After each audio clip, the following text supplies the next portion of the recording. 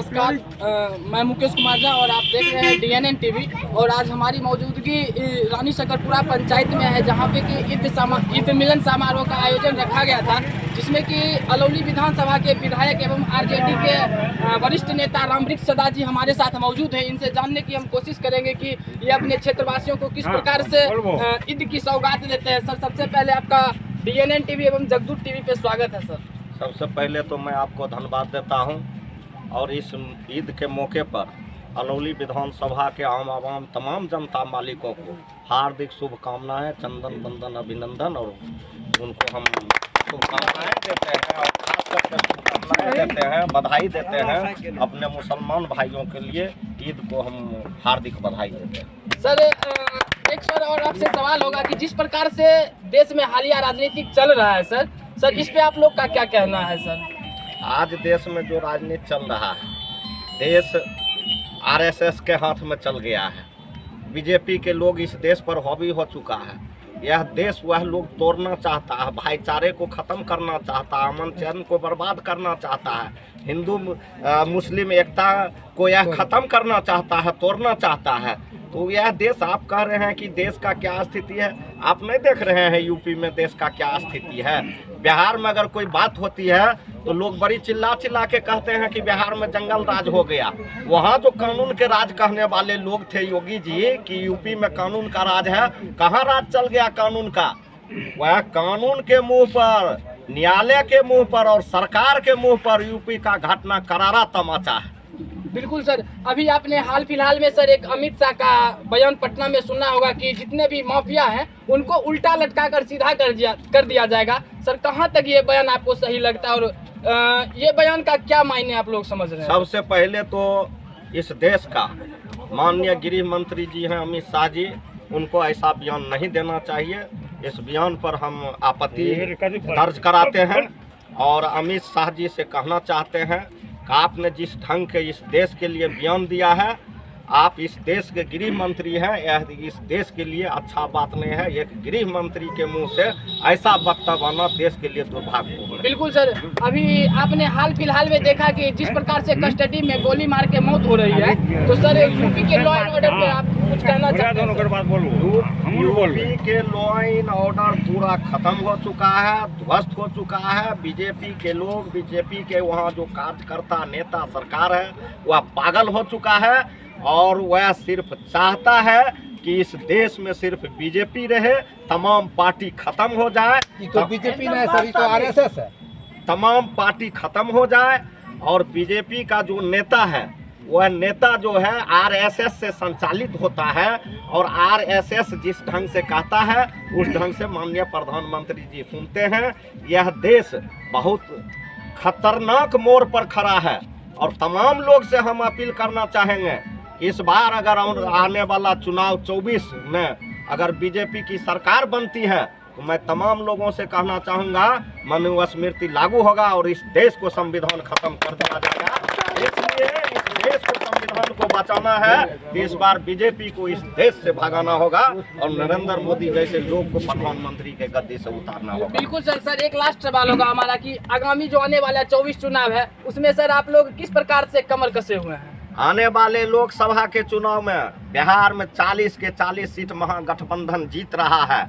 आप पता कर लीजिए, आप मीडिया के लोग हैं और हम लोगों की पूरी तैयारी हो चुकी है। और आप लोग जो कह रहे हैं किस ढंग की आप लोगों की तैयारी है, तो आपको सोचना चाहिए बिहार में महागठबंधन के पक्ष में 85% वोट है और जो लोग बहुत बड़ा बात करते हैं, जो लोग देश को तोड़ने का काम करते हैं, भाई अमन चारा खत्म करने का काम करते हैं, उन लोगों के पास क्या % वोट है वह आने वाला समय लोकसभा में बता दिया जाएगा।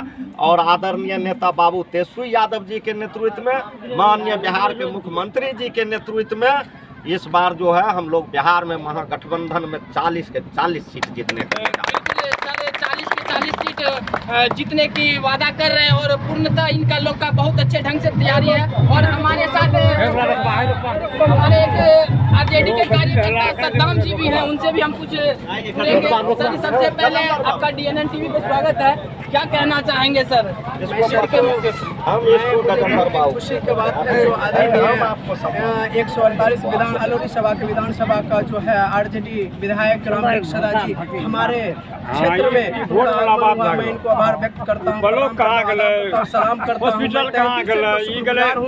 मोहम्मद सद्दाम जब तक रहेगा जो आदरणीय विधायक जो जिस पार्टी में रहे मैं उनको जो है मेहनत करते रहूँगा, हमेशा उस कार्य पे करते रहूँगा। को ईद का मुबारकबाद देता हूँ। दूसरी बात रहा सरकार की बात, तो आप बीजेपी वाले हमारी तुलना करते हैं कि इमरजेंसी जब इंदिरा जी की लगी थी तो उस समय बहुत ऐसे अत्याचार हुआ।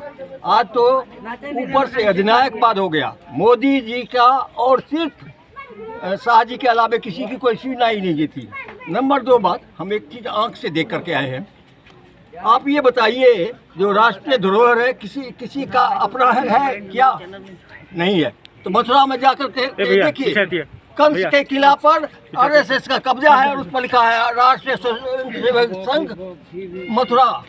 क्या वो राष्ट्रीय धरोहर इन लोगों का अपना हो गया इस तरह से? और दूसरी बात, आज हमारे लीडरों को या जो भी विरोधी है उसको फंसाया जा रहा है, किसी न किसी कारण से फंसाया जा रहा है। और उनके यहाँ यदि हम आज मिल जाएं, हम 100 चूहे खा लिए हैं तो उनके यहाँ जाकर के हमारा हाथ हो जाएगा, यानी हम स्वस्थ हो जाएंगे।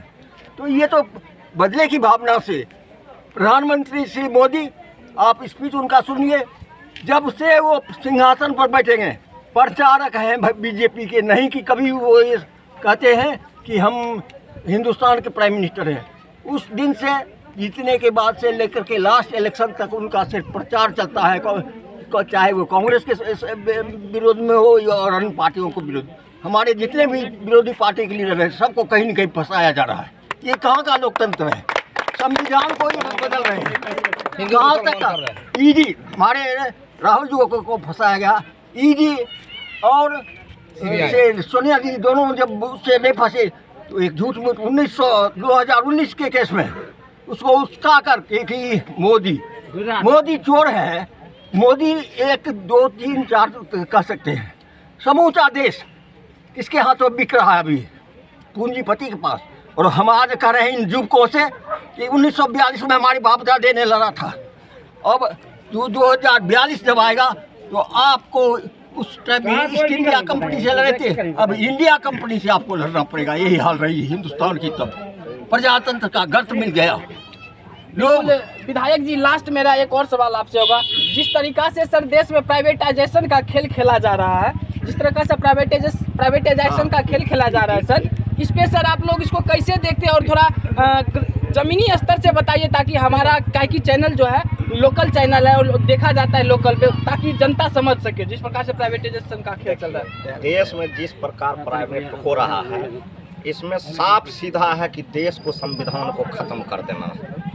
अब आप जानिए कि संविधान के तहत लोगों को आरक्षण मिला, चाहे अनुसूचित जाति के लोग हो, अनुसूचित जनजाति के लोग हो, पिछड़ा जाति के लोग हो, अत्यंत पिछड़ा जाति के लोग हो, और भी जो आरक्षणधारी लोग हैं, तमाम लोगों को आरक्षण मिला संविधान के आधार पर। और ये लोग संविधान ख़त्म करने के लिए हर चीज़ को प्राइवेट सेक्टर में बांट दिए हैं। वहाँ आरक्षण का कोई प्रावधान नहीं है।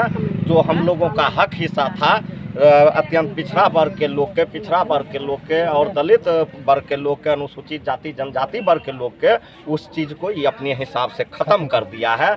और इनका प्राइवेट करना इनका उद्देश्य नहीं था। इनका मुख्य उद्देश्य था कि आरक्षण ख़त्म कर दो, संविधान ख़त्म कर दो, गरीब का बाल बच्चा जो पढ़ता है, दलित पिछड़ा अत्यंत पिछड़ा का बच्चा वह नहीं पढ़ पावे, वह नौकरी में नहीं जाए, वह उसको ज्ञान नहीं हो और वह जो है शांत भक्त बने रहे। यही उनका मेन काम है और इस काम को तमाम लोग समझ रहे हैं। यह उनका सफल होने वाला नहीं है। वह जो चाह रहे हैं कि एक से एक हम मदारी वाला खेल दिखा के इस बार हम लोकसभा जीत लेंगे वह इतना आसान बात नहीं है। इस बार तमाम लोग महागठबंधन के लोग भी हम लोग भिड़े हुए हैं और पूरे देश के लोग और पूरे बिहार के लोग इनको जान चुका है कि भारतीय जनता पार्टी के लोग सिर्फ झूठा बोलते हैं, सिर्फ अफवाह फैलाते हैं, नो काम करते हैं, नो काम करने के लिए देते हैं, आपसी भाईचारा सद्भावना को ख़त्म करते हैं।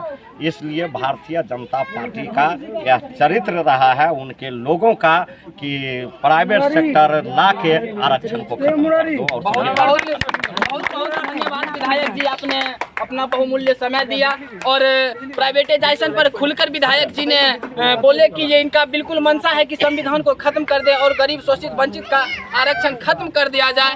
तो तब तक के लिए मैं मुकेश कुमार झा आपसे विदा लेता हूँ। जय हिंद, जय भारत।